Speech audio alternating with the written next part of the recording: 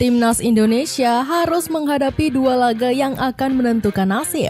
Demi mewujudkan mimpi ke Piala Dunia, Patrick Kluivert telah menemukan senjata andalan baru. Kabar baiknya, skuad Garuda Nusantara diperkirakan bisa diperkuat oleh Martin Paes yang saat ini telah menunjukkan tanda-tanda kemajuan pulih.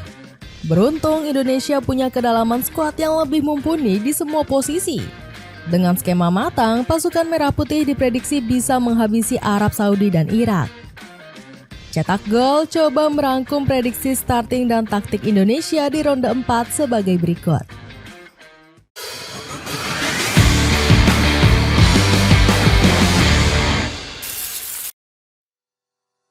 Kembalinya pertahanan tangguh Timnas Indonesia. Setelah menjalani latihan perdana, Patrick Kluivert berencana mencoret 6 pemain. Alasannya, skuad Garuda Nusantara hanya diizinkan mendaftarkan 23 pemain dari 29 yang dibawa. Dari 29 nama tersebut, 18 diantaranya sudah tiba di Jeddah dan menjalani sesi latihan. 6 pemain ini terpaksa dicoret karena kalah saing dan posisinya sudah penuh sesak. Bersumber dari Bola Okezone, sang pelatih diprediksi bakal mencoret Reza Arya Pratama, Jordi Amat, Shane Petinama, Yance Sayuri, Egy Maulana Fikri, hingga Ramadan Sananta. Uniknya nggak ada nama Martin Paes dalam daftar pemain yang berpotensi dicoret tersebut. Sebaliknya, kiper FC Dallas ini menunjukkan tanda-tanda kemajuan dalam pemulihan cederanya. Paes bahkan sudah masuk ke dalam daftar pemain FC Dallas di laga melawan LA Galaxy. Itu artinya sang kiper akan menyusul rekan-rekannya yang telah tiba terlebih dahulu di Jeddah. Melalui instastory pribadinya, Paes mengunggah foto di kabin pesawat dengan memasukkan lagu Rumah Kita. Bahkan sang kiper telah sampai dan mendarat dengan aman di Bandara Doha. Hadirnya Paes tentunya akan memberikan ketenangan di sektor penjaga gawang. Sebelumnya, publik tanah air diselimuti rasa kecemasan luar biasa dengan kabar cederanya Emil Audero. Kluivert sudah memastikan kiper Cremonese ini absen berseragam merah putih di ronde 4. Itu jelas pukulan telak karena dia menjaga gawang dengan sangat baik, tegas Kluivert. Hermansyah menyarankan Kluivert agar memasang Paes sebagai kiper utama. Menurut saya, timnas lebih fokus ke Martin Paes karena 7 pekan berlalu sejak cedera hamstringnya. Setidaknya bisa untuk di line up 11 pemain dan Hernando cadangannya Paes, kata kiper legendaris timnas Indonesia ini. Taktik high pressing untuk sulitkan lawan. Setelah mendapat kabar baik dari Martin Paes, Patrick Kluivert harus berhati-hati dengan meramu strategi. Sang pelatih wajib bisa menurunkan egoismenya memainkan skema terbuka. Kluivert harus bisa menginstruksikan anak asuhnya untuk bermain menekan sejak awal. Garuda Nusantara nggak boleh membiarkan lawan terlalu lama untuk menguasai bola. Pasukan Merah Putih harus berani bermain agresif dengan melancarkan man-to-man. Skema ini memungkinkan para penggawa Garuda untuk menutup semua jalur passing lawan. Apalagi lawan yang dihadapi adalah mayoritas negara Timur Tengah yang punya determinasi tinggi.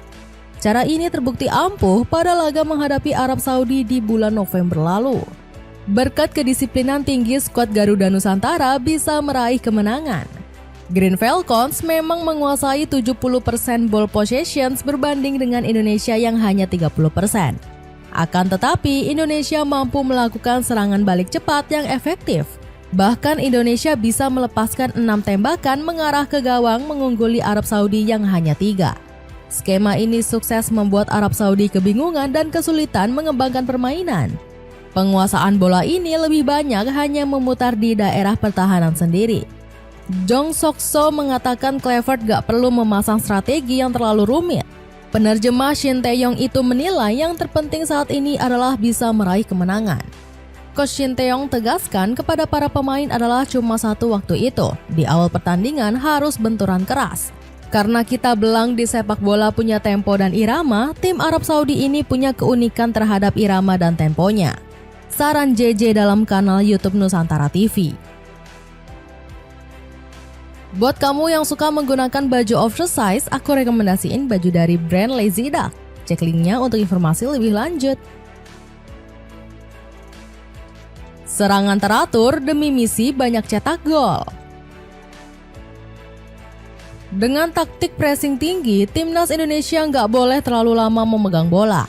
Publik tanah air sendiri masih belum bisa melupakan kekalahan menyakitkan atas Australia.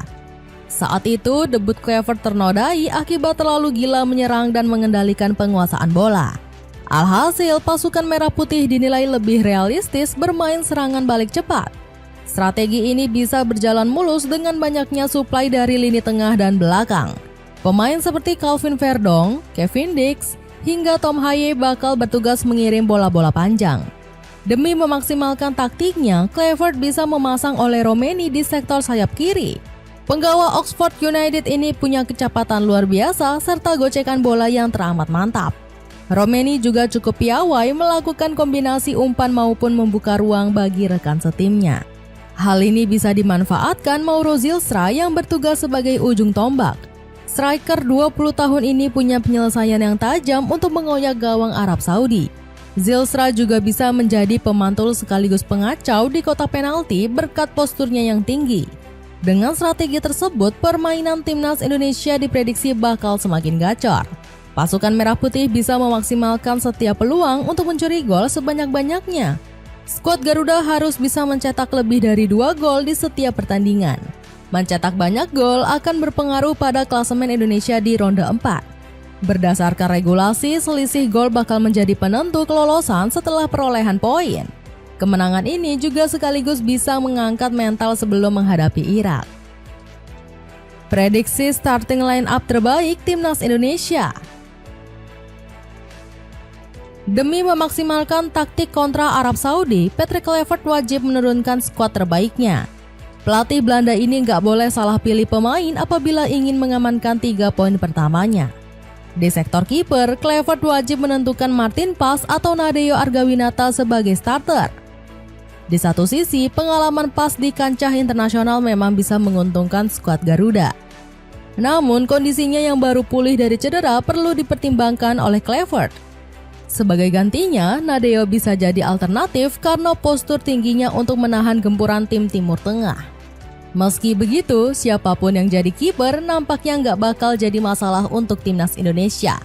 Sebab sektor pertahanan sedang on fire dengan penampilan memukau para bintang abroad. Sebut saja Jay Iza serta Calvin Verdong yang tampil kokoh untuk klubnya masing-masing. Yang perlu dikhawatirkan Kluivert justru lini tengah karena nggak diperkuat Marcelino Ferdinand. Kluivert perlu membuktikan keputusannya untuk nggak memanggil Marceng di ronde 4. Apalagi keputusan tersebut menjadi bahan olokan di kalangan media Arab Saudi seperti Arya Ridah. Indonesia kehilangan pencetak 2 gol ke tim hijau. Kluivert memutuskan untuk tidak memanggil Marcelino Ferdinand untuk melawan The Green Falcons, tulis media tersebut. Sebagai gantinya, Kluivert bisa mengandalkan Ricky Kambuaya atau Beckham Putra. Kedua sosok ini punya kreativitas yang gak kalah ciamik dari Marcelino. Selain itu, mereka juga cukup rajin untuk bergerak membantu serangan maupun pertahanan. Yang terpenting, Beckham dan Kambuaya bukanlah sosok pemain egois. Keduanya nggak ragu untuk memberikan suplai terbaik untuk melayani trio penyerang Garuda. Hal ini bakal memudahkan tugas oleh Romeni, Mauro Zilstra, serta Emiliano Jonathans. Dapatkan diskon besar-besaran celana running sport. Segera check out mulai dari 30 ribuan. Itulah ulasan prediksi taktik timnas Indonesia melawan Arab Saudi. Bagaimana pendapatmu? Akankah Garuda Nusantara mampu mengamankan 3 poin demi lolos dari ronde keempat? Coba tulis pendapatmu di kolom komentar di bawah ini.